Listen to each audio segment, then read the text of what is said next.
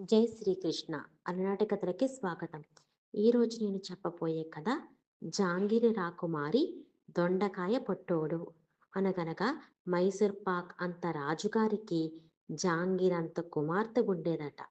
అయితే ఆ జాంగీరంత రాకుమారిని గారి ఊరి అనే ఇద్దరు దొంగలు ఎత్తుకుని పోయారట. అది మొలక్కాడంత ముసలవ్వ చూసిందంట. చూసి దొండకాయంత పొట్టోడికి చెప్పిందంట. ఆ దొండకాయంత పొట్టోడు ఏం చేశాడంటే జీలకర్ర అంత గుర్రాన్ని వేసుకుని వెళ్ళాడంట. దారిలో వాడికి నెయ్యంత కాలు అడ్డొచ్చిందంట. అప్పుడు వాడు అప్పడమంత పడవేసుకుని వెళ్ళాడంట.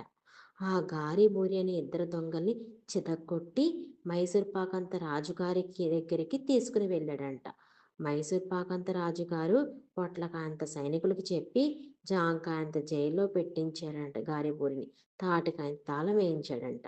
వేయించి మైసూర్ పాకంత రాజుగారు జాంగీరంత రాకుమార్తెని దొండకాయంత పొట్టోడికిచ్చి అంగరంగ వైభవంగా పెళ్లి చేశాడంట.